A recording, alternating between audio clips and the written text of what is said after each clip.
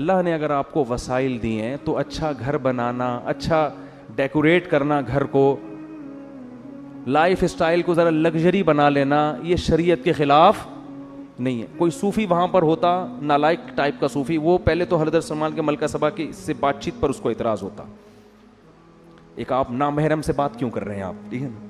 دوسرا اعتراض اس کو یہ ہوتا کہ یہ کیا ہے بھائی، یہ کیا ہے تخت مخت، آپ نے بھی تخت بنایا ہوا، آپ کا اتنا عالی شان تاج ہے، اور یہ آپ نے اتنے خوبصورت فرش بنائے ہوئے ہیں، ٹائلیں لگائی ہوئی ہیں فرش کے اوپر، اور ایسا خاندانی فرش کے دیکھنے میں کیا لگ رہا ہے، پانی لگ رہا ہے. اس زمانے میں ایسا شیشہ بنا لینا کہ پانی لگے، وہ تالاب لگے، یہ کیا بھائی، آپ کو تو ایک جھونپڑے میں رہنا چاہیے، ایک پرانے سے بوسیدہ کپڑا پہن کے اللہ اللہ کرنا چاہیے، یہ کیا بھائی. جب اللہ نے وسائل دیے ہیں تو یہ بھی بولو ٹھیک، اور جب نیت اچھی ہو تو اور زیادہ ٹھیک. نیت کیا ہے بھائی، دنیا پہ جو روب اور دبدبا پڑے گا وہ جھونپڑے دیکھ کے نہیں پڑے گا، وہ اسی دنیا کا اسٹائل یہی ہے. لینڈ کروزر میں کسی کے ہاں رشتہ لینے جاؤ فوراً ملے گا، گدھے پہ بیٹھ کے جاؤ گے کیا خیال ہے، ملے گا؟ تو جب رشتہ نہیں ملتا بھائی گدھے پہ بیٹھ کے جانے میں، تو کوئی حکومت آپ سے کیسے تسلیم ہو جائے گی آپ کے سامنے؟ غلیلیں لے کے میدان میں جا رہے ہیں لڑنے کے لیے. تو اسی وجہ سے ہمارے نبی نے بھی اس کا بڑا اہتمام کیا ہے. جب کوئی وفد ہمارے نبی سے ملنے آتا تو آپ اپنے لباس کو چینج کرتے، اچھا لباس پہنتے، اپنے بالوں میں کنگھی کرتے.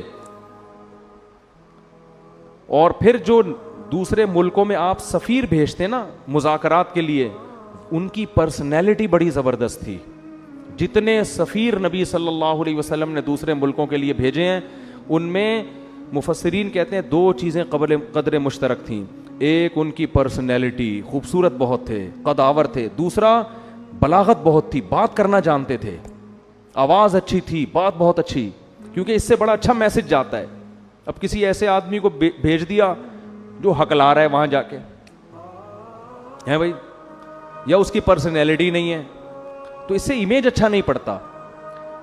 یہ جو تھے رضی اللہ عنہ، یہ بھی سفیر تھے دوسرے ملکوں میں، یہ اتنی پرسنالٹی، اتنے خوبصورت تھے کہ حضرت عمر نے اپنے دور خلافت میں ان پر مدینہ آنے پر پابندی لگا دی، اور کہا اگر مدینہ آئیں تو چہرہ ڈھانپ کے آئیں، کیونکہ بہت سی عورتوں کو ان کو دیکھ کے فتنہ ہونے لگا تھا.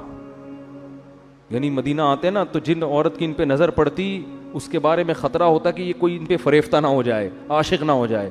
ایسی خوبصورت پرسنالٹی نبی نے روم اور کسرا کے بادشاہوں کے لیے رکھی ہوئی تھی، ان کے پاس بھیجتے تھے.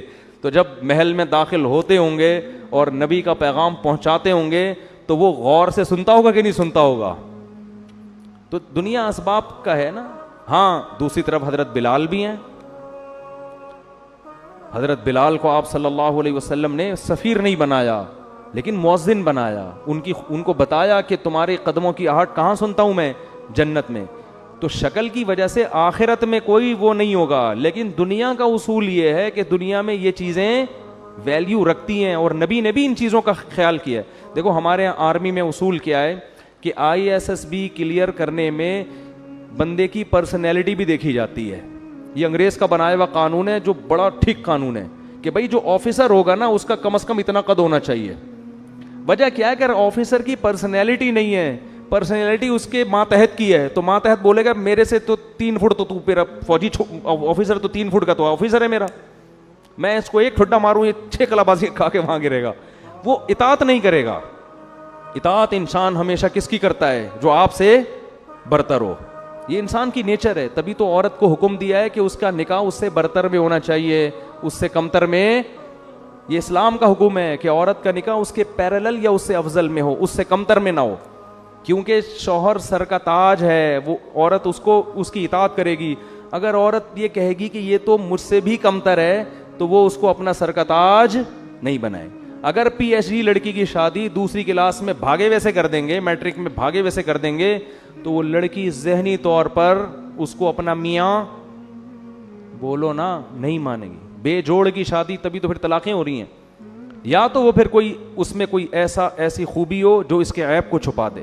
میٹرک فیل ہے، بھاگا ہوا ہے، لیکن کوئی دوسری خاصیت اس کے اندر بہت زیادہ ہے، تو کوئی نہ کوئی ایسا خوبی ہو جو اس کے عیب کی تلافی کرے. اگر عیب ہی ہیں پھر وہ جوڑ کی شادی نہیں ہے.